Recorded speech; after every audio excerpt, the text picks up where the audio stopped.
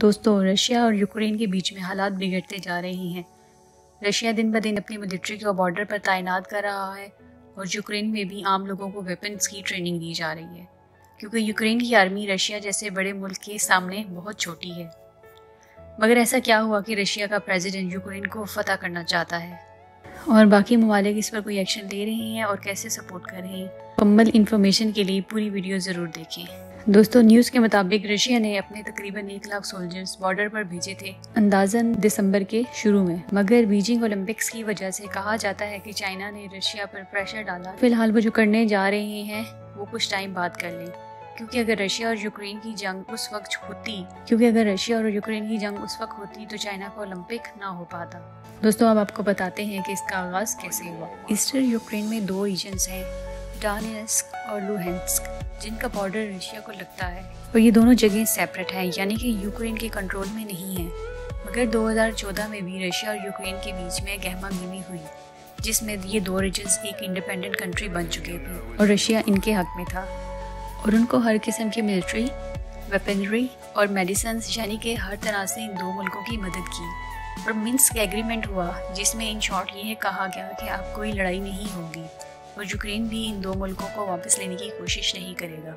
मगर रशिया ने इस एग्रीमेंट को पूरी तरह से रिजेक्ट कर दिया और आजकल की तारीख में रशिया के मौजूदा प्रेसिडेंट पुतिन ने इन इलाकों में अपनी आर्मी भेज दी है और इसे इन्वेड करने की कोशिश में है, क्योंकि जब से सोवियत यूनियन टूटा है, जिसका रशिया भी एक हिस्सा था, उसके बाद से रशिया हर थोड़े टाइम के बाद किसी न किसी नेबर कंट्री के हिस्सों को इन्वेड करके रशिया को बढ़ाता चला जा रहा है। जैसा कि 2008 में 20% जॉर्जिया को इन्वेड किया, फिर 2014 में क्रीमिया को इन्वेड किया और अब तो रशिया यूक्रेन के कैपिटल तक पहुंच चुका है और लोगों को भी यही लगता है कि रशिया पूरी यूक्रेन को इन्वेड करेगा। इसके साथ साथ यूक्रेन नेटो का भी हिस्सा नहीं है।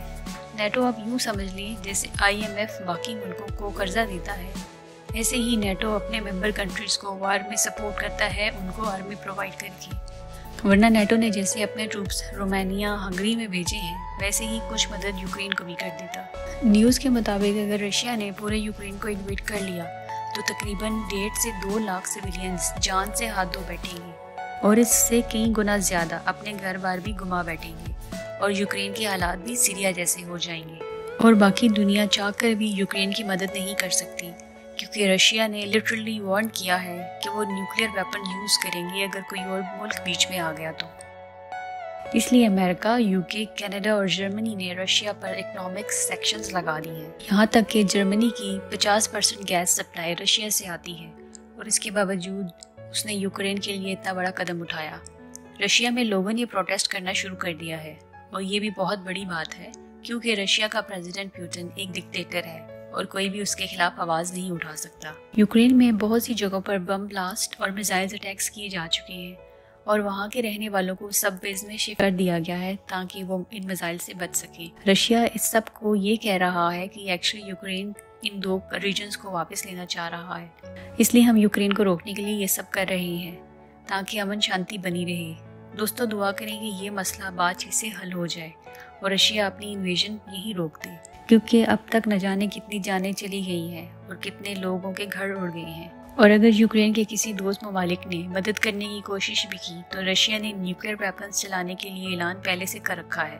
ये थी हमारी आज की वीडियो। होपफुली आपको ये वीडियो इन्फॉर्मेटिव लगी होगी और आपका इस पर कोई ओपिनियन है तो कमेंट्स में हमें ज़रूर बताएं।